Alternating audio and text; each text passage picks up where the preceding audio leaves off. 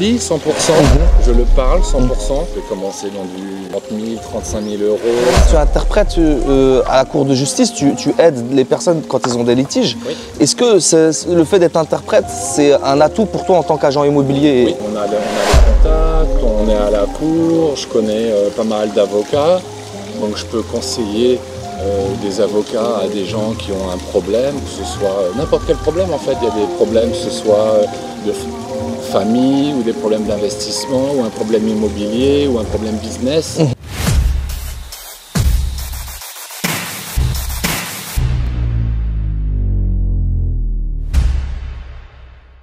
Bonjour, bienvenue sur Clap Thaïlande, je m'appelle Johnny Testar, je suis agent immobilier, interprète à la cour et je suis franco-thaïlandais vivant en Thaïlande depuis 1984.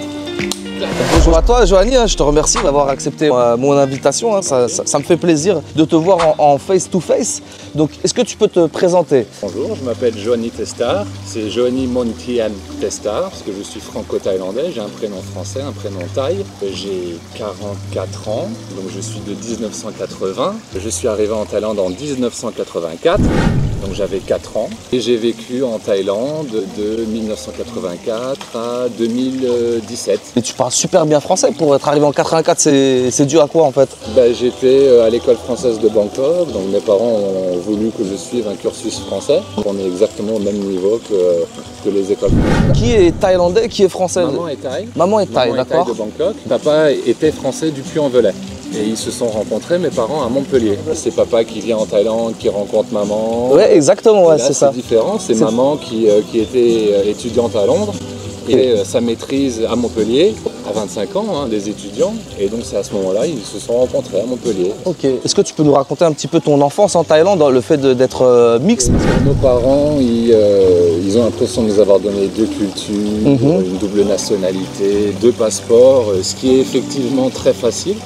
Par contre, quand on est adolescent, métis, dans une école où il y a, on va dire peut-être que des petits Français, des expats, il y a un petit moment dans la vie quand même où on est un peu déphasé. On se demande en fait, bon, on est Français ou on est Thaï, ou alors que finalement on est les deux.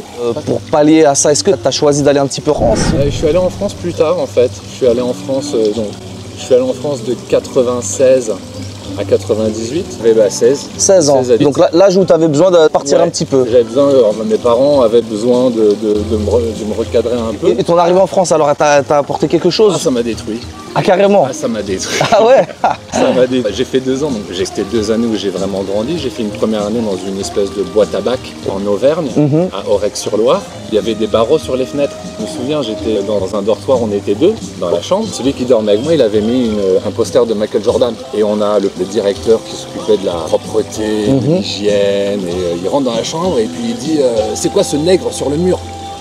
Un petit peu l'ambiance que j'ai eue quand je suis arrivé dans cette école. Ah, ça t'a remis tout de suite les pieds sur terre quand t'es arrivé en France en fait. Parce que bon, moi j'étais très basket aussi, très Jordan, et puis voilà, le fait le rapprochement Jordan-nègre. Ouais, à l'époque c'était banalisé un petit peu ces mots-là en France. Il y avait même les têtes de nègre, les bonbons et tout. C'est vrai qu'on était dans une époque assez spéciale. Non mais c'est vrai que la tête de nègre, aujourd'hui je pourrais encore glisser sans faire exprès. Bonjour. Ah oui, parce que t'es un petit peu de la vieille école on va dire. Même malgré que tu fasses très jeune, Johanny.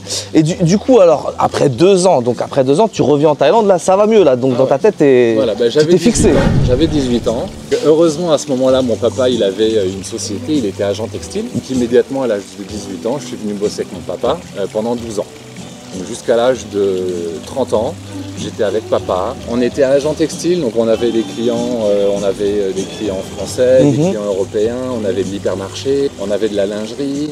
On avait du vêtement bébé, donc ça tournait bien pour mon père pendant les quelques années avant la crise économique de l'an 2000. Et en fait, en l'an 2000, tous les acheteurs sont partis en Chine.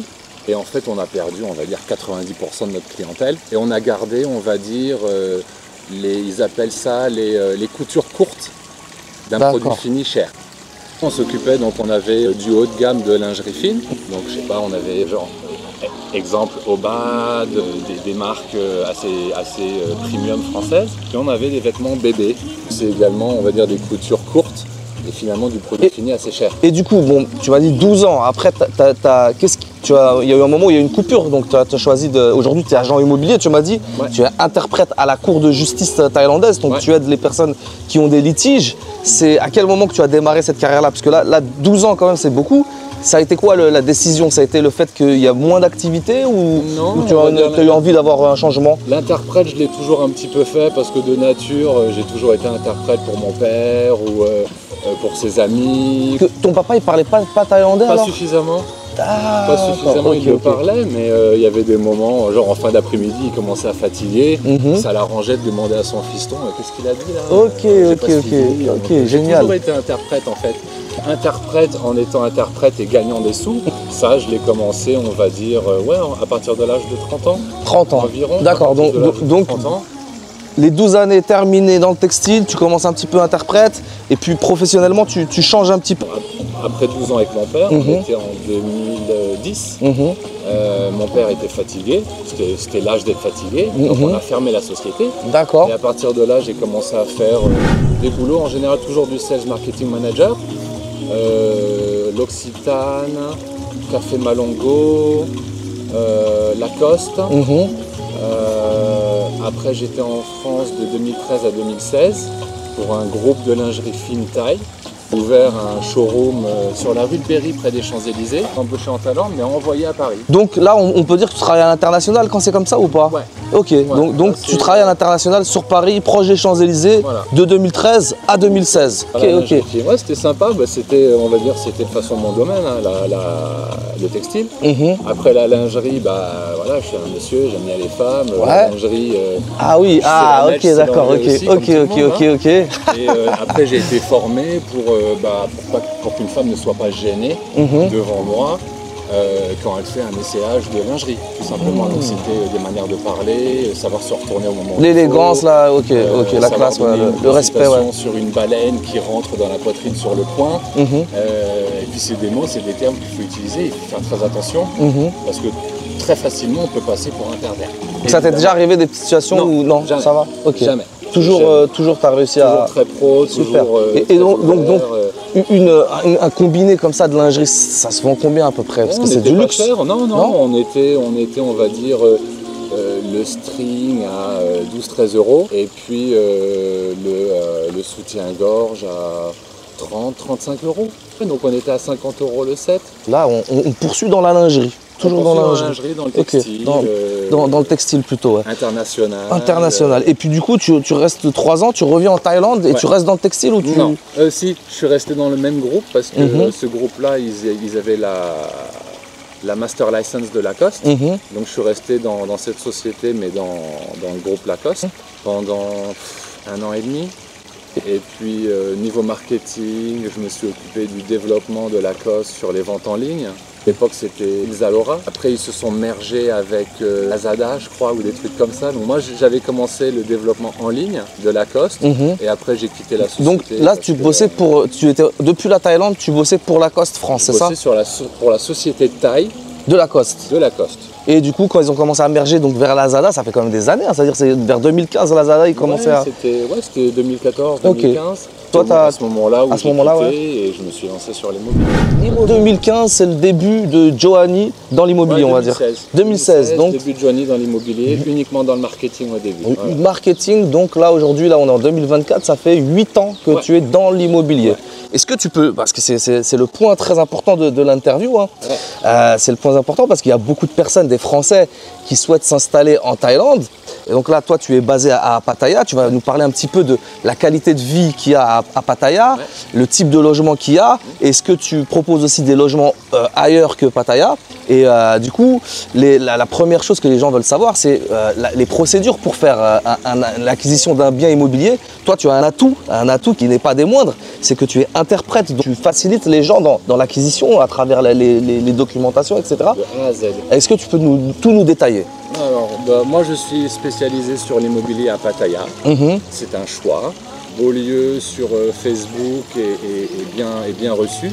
Donc ton nom, le nom de ton agence, c'est Beaulieu, c'est ça? C'est Beaulieu Property Management. On est basé à Pattaya. Notre spécialité c'est Pattaya. On est spécialisé, on va dire, plus sur les coups de cœur, seconde main, mais sinon on a beaucoup de demandes, on va dire, sur du premier budget. Et on va dire on est sur du petit studio, ça peut commencer dans du 30 000, 35 000 euros, 50 000 euros. Donc on commence sur des petits. Ah ouais, mais donc c'est vraiment accessible alors à ce prix-là. C'est accessible et on est sur du quota étranger. Donc sur un bâtiment, il y a toujours du quota taille et du quota étranger. Donc en général, c'est du quota étranger. On commence. Est-ce que tu peux nous préciser un petit peu, parce qu'il y a des gens, nous on sait un petit peu ce que c'est, mais qu'est-ce que le quota étranger pour quelqu'un qui ne saurait pas? La terre ne peut pas appartenir à l'étranger. Terre appartiendra toujours aux tailles. Mais quand on est sur un bâtiment, par exemple de 30 étages, la loi permet de faire 49% du mètre carré à la vente. 49% peut être vendu aux étrangers. Que 51% sera vendu aux Thaïs, ce qui laisse quand même la majorité des voies, entre parenthèses, aux Thaïlandais. Donc en général, les 49% c'est du foreign quota, ça s'appelle du foreign quota. Et donc n'importe quel étranger peut acheter une unité en nom propre. Donc c'est votre nom, c'est Matt, sur le titre de propriété. Comme quoi tu es propriétaire. À 100% donc. À 100%. Question après, c'est oui, si Matt a des enfants, oui bien sûr Matt, tu peux faire un testament.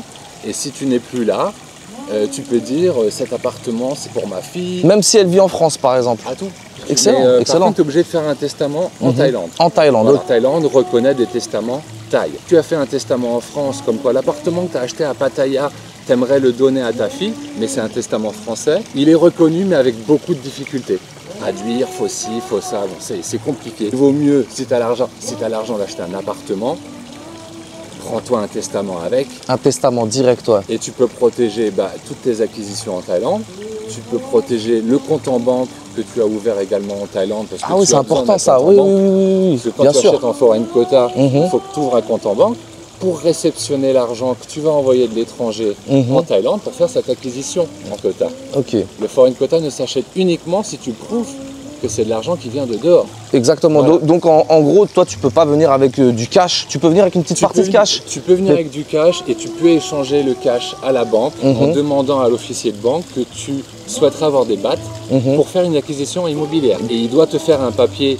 Il s'appelait à un moment le TOR 3. Ils l'ont changé, maintenant ça s'appelle le FET, le Foreign Exchange Transmittee. C'est tout simplement un papier qui va dire Matt est venu au guichet avec 30 000 €, il les a échangés en bahts pour faire l'acquisition d'un bien. De l'unité, et pour avoir ce document, quand je viens avec mon espèce, mon cash comme ça, il faut que j'ai par exemple des fiches de salaire, ou il n'y a pas forcément besoin de prouver quelque chose quand on passe à la banque? Ça, c'est des nouvelles lois qui commencent plus ou moins à arriver. Les contrôles des fonds qui arrivent ici. Dernièrement, j'avais entendu que si vous avez de l'argent en France et qu'il est en épargne, l'épargne vous donne du pourcentage.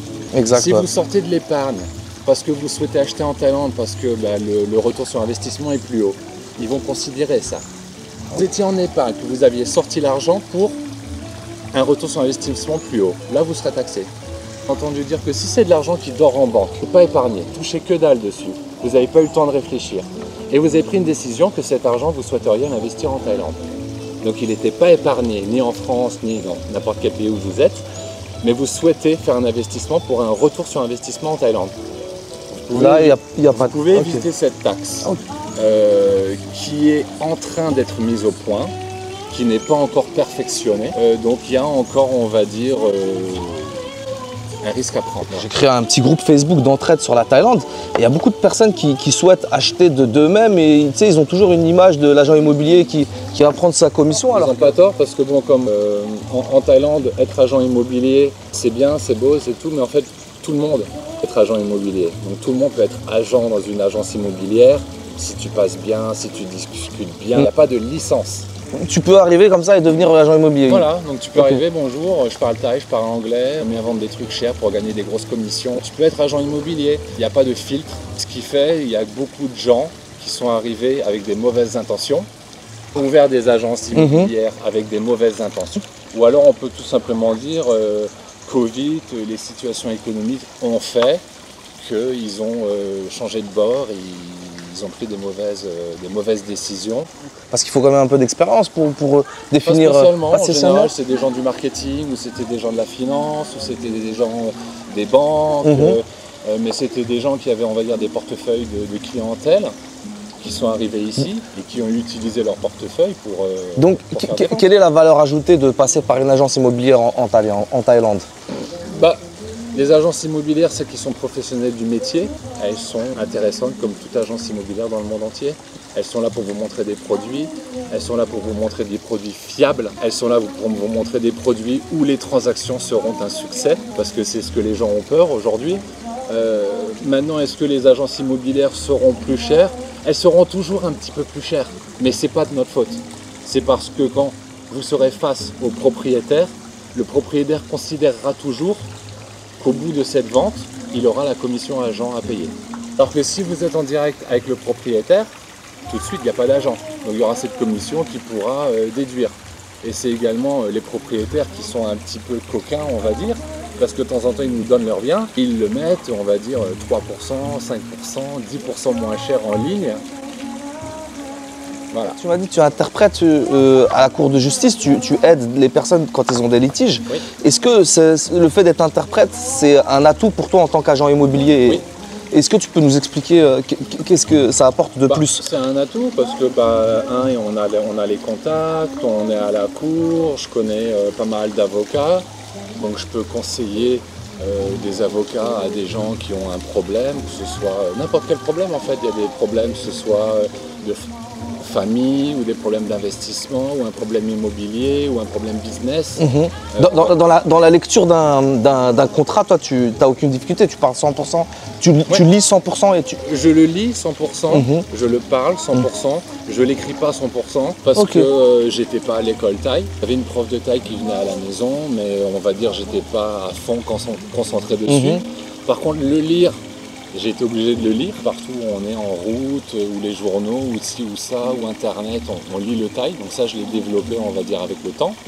Par contre l'écriture, je prends trop de temps à écrire que je l'évite. On parle de Pattaya, il y a beaucoup de clichés, mais moi ce que je vois c'est que beaucoup de personnes des expatriés qui vivent en Thaïlande me disent, la plupart ils me disent Pattaya c'est un des points centraux, c'est très agréable à vivre.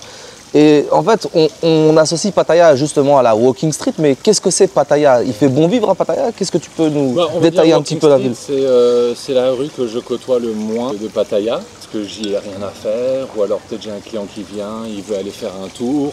Bien sûr, on va aller faire un tour, bien sûr, on va aller prendre une bouteille, boire un coup. Mais à part ça, je ne suis pas du tout client plus que ça, à part juste pour aller faire la fête, comme n'importe qui aimerait aller en boîte faire la fête. Maintenant, il y a le côté dark. Et le bon côté, alors quel est le bon côté? C'est ça qui m'intéresse. Moi j'ai grandi à Bangkok, donc pour moi Pattaya c'est presque Bangkok, parce qu'on est à 1 heure, 1 heure et demie de route. C'est Bangkok avec la plage un peu? C'est Bangkok avec la plage, c'est Bangkok avec l'ambiance touriste, c'est Bangkok avec une autre saison. C'est Bangkok avec des restos moins chers. Et comparé à Phuket, on est sur toute l'année. Là, Phuket, c'est saisonnier. Phuket, c'est saisonnier. Phuket, c'est très loin. Phuket, c'est magnifique. Mais Phuket, c'est une île. Donc pour moi, Phuket, c'est totalement différent. Moi, on va dire que je suis un urbain. Je viens de Bangkok, j'ai vécu à Paris. Donc je ne vais pas partir trop loin de la ville non plus. J'aime bien partir un vendredi soir à Bangkok pour faire des choses urbaines. Et revenir un dimanche soir fatigué parce que j'en ai trop fait. T'as fait ta petite fête, ouais, t'as ton petit week-end. Ok, cool. Et justement, j'allais te demander tes hobbies. C'est drôle que tu commences à me parler de ça. Quels sont tes hobbies? Parce que t'as la belle vie ici, tu m'as l'air détendu, cool, la belle vie. C'est quoi tes petits hobbies, Pattaya? Donc tu me dis un petit peu Bangkok, les petits week-ends, tes centres d'intérêt. Bon, j'ai une fille qui a 6 ans, donc on va dire les hobbies, c'est passé après.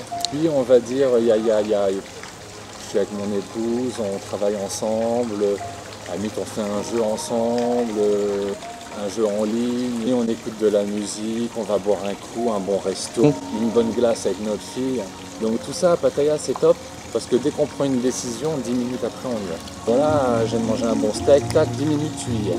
J'ai d'aller à la centrale, tac, 10 minutes tu y es. Et ça c'est le côté un peu dépressant de Bangkok, t'as pas ça. Travaille comme un Thaï normal, le matin c'est le BTS, il faut que tu laisses passer 3 trains avant de pouvoir rentrer. c'est insupportable finalement. Alors tu conseilles aux gens qui voudraient s'installer de faire un petit tour à Pattaya et pourquoi pas te rencontrer. Bien sûr. Est-ce que tu as des photos, un petit visuel de ce que tu proposes en bien immobilier? Ça serait intéressant de voir ça si ça te dit. On va vous montrer ça dans cette vidéo. C'est un grand plaisir, hein, c'est un grand plaisir de rencontrer Johanny. Hein. Il m'a invité dans ce petit cadre sympa, c'est le Momento, c'est un hôtel. Toi tu es pas loin, ton agence elle est pas loin, c'est ça? Elle est juste devant. En fait. Si ça te dit, on passe là-bas et tu nous montres tes biens. Alors, mon agence immobilière, elle est là. Ok. Voilà, donc ça c'est pas les biens les plus nouveaux, mais bon, on avait commencé pour mettre ça. Après, il y en a qui ont déjà été vendus, il faut que je... Là, c'est du Beaulieu. C'est du Beaulieu. Mais on va vous mettre les jolies photos, messieurs, dames. Et du coup, moi j'ai une question, Johanny. Oui. Par rapport à Beaulieu. Le choix, c'est un très joli nom, Beaulieu. Il y a une raison en particulier de ce nom-là? La raison pour laquelle, c'est que moi, j'étais partant peut-être sur un autre nom, mais c'est ma femme qui aimait Beaulieu, et j'ai vu les étincelles qu'il y avait dans ses yeux. Ok, carrément. Et franchement, je pouvais pas dire non.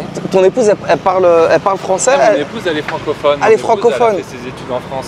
D'accord. Tu l'as rencontrée en France ou? On s'est rencontrés à Pattaya. À Pattaya, ok. Quand je suis arrivé à l'agence immobilière. Moi, j'étais le vendeur, elle était support vente. Et donc, voilà, on s'est rencontrés à l'agence. Et aujourd'hui, on a ouvert notre agence. Et c'est ton épouse qui a choisi le nom Beaulieu, alors si je comprends bien. C'est elle qui a choisi Beaulieu. Moi, à Genève, il y a un quartier qui s'appelle Beaulieu. C'est un nom très bien pensé parce que... Il est beau ce quartier, j'espère. Ah, attends.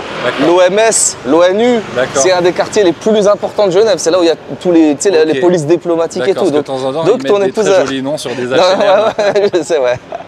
Et bah écoute, c'est un grand plaisir. Merci à toi d'avoir partagé ce petit moment. Messieurs, dames, si vous venez à Pattaya, si vous cherchez un francophone, ou si vous vous ennuyez, ou si vous avez posé des questions, ou si par chance vous souhaitez faire une acquisition immobilière, au service, au plaisir de vous rencontrer. Allez, tchuss!